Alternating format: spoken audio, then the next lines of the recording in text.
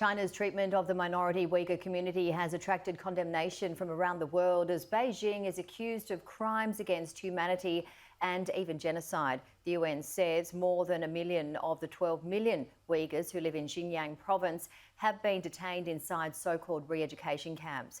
And now symbols of Uyghur culture are steadily being removed to clear the way for buildings and car parks.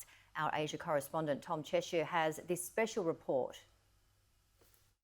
For visitors to Xinjiang, gates are barred, entrances are blocked, and surveillance is total. As we haven't been able to get much closer, but there are still faint traces to be found. Oh yeah, look at that. Potential evidence for what critics say is cultural genocide, something China denies. There's a few more of them than there are of us, so we're stopping here. This is a place where the dead are paved over, and the living are equally silent. Mergaba fled China with her family in 2016. They were from Hotan, and her grandfather was buried in a cemetery there. Bazıları dümdüz olarak yerin dine yatırıyordu ölüleri. Bazılarında kubbeleri vardı falan filan. Mazarda ağaçlar vardı. Yazın çiçekler koyuluyordu falan filan, öyle hatırlıyorum. She asked us to see what had happened to the cemetery. Da onun gidebileceği yerlerde şeydir belki, sınırlıdır. Her yere gidemez olabilir. Ama çok dikkat etmesi gerekiyor bence. Herkesle karşılaştığı her insana, her yere. Some of it is obvious. A vast, recently expanded prison complex, visible from the air as we flew over Xinjiang. And in Hotan, there is the predictable government escort. Up to 5 cars followed us during our visit. Tawazim Cemetery, where Mergaba's grandfather was buried. To begin with, we weren't sure we even had the right place. There was simply nothing here. So Mergaba talked about this cemetery as being full of tombs, ornaments, all sorts of decorations, people coming here and bringing flowers. So a very busy place. And if you look at it now, there's none of that left. It's all been completely erased. But I was wrong. We just had to look more closely, pay more attention. We found the wrecked wooden structure of a grave marking, pummeled into the earth. This is a building where bodies would be wrapped in white linen before burial, apparently shuttered. And then this.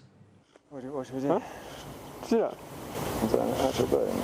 The man who said he owned the plot stopped us from going further. Oh yeah, look at that. That is actually a graveyard. In the ground, bleach white, a bone. 6 different experts who looked at this image have told us it is most likely a human bone, the thigh bone of a child. But these were the only traces we could find of the cemetery that once stood here. On the other side, a park has been built, with a monument proclaiming ethnic unity. But satellite images show what was here before and how it has changed. In 2018, there were hundreds of graves. Then, in 2019, they started disappearing, until none were left. We shared what we had found with Mergaba. Burası oluyor. Bence içinden yani içindekileri almışlar, taşımışlardır ya atmışlardır belki. Sonra koymuşlardır burayı. Ama burası.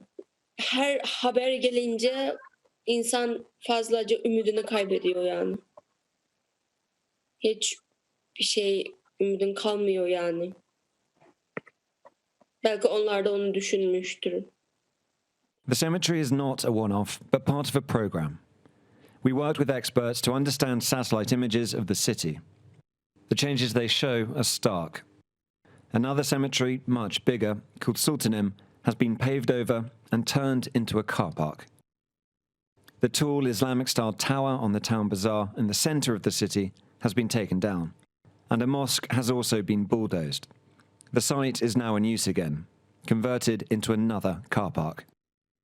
On the ground, the effect is even more severe. This was what the Hiktar Mosque looked like, and this is now. The destruction of Sultanim Cemetery is even more vivid. A void carved out of the old heart of the city.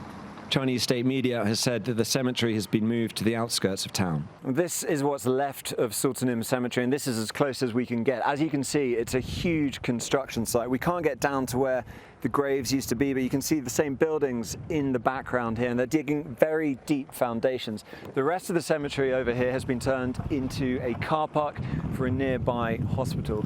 This was once a very, very important place, and simply there is no trace left. On religious sites are framed as a way to reduce extremism, despite the fact that these sites tend to be sort of very ordinary parts of the local community and local tradition. But taken all together, what it looks like is an attempt to completely re-engineer Uyghur culture. There was one more religious site we wanted to visit, a shrine in the desert that usually, at this time of year, attracts hundreds of pilgrims. We found multiple entryways blocked. We've got our 3 friends watching us. We haven't been able to get much closer, so we're just going to go about 2.5 kilometers on foot and see if we can get to this shrine. The shrine is also a tomb of one of the earliest Muslims to arrive in the Hotan region, a symbolic ancestor of the Uyghur people. Even in the desert, though, we were not alone. We were being tracked, but we pressed on. At this stage, we're about 200 meters from the shrine. The Chinese government says it welcomes journalists to Xinjiang. So much for the welcome. There's a few more of them than there are of us, so we're stopping here, going back another 2 kilometers. We don't know very well my much. 已经戴口罩。为什么我们不可以去那个地方？你们是谁？ We asked the Chinese government for a response to our questions, but did not receive a reply ahead of broadcast. At a news conference in March in Beijing, a spokesperson for the Xinjiang government said, "The Constitution of the People's Republic of China stipulates that Chinese citizens enjoy the rights to have religious belief. No government organizations, social groups, or individuals shall force them to have or not to have religious beliefs, nor shall they discriminate against people having or not having religious beliefs. All legitimate religious activities are protected by the country." For Uyghurs themselves, it is simply another blow upon blow, with so many already endured. Biz yani eslimizi duyabiliriz yani. Oraya bakınca biz kimiz, aslında böyle yaşıyorduk falan. Yani anılarımızı hatırlayabiliriz. Belki onları silmekle bizim anılarımızı bile silmek istiyordur. Memory, for now, still endures, but it is under attack in Xinjiang. Tom Cheshire, Sky News.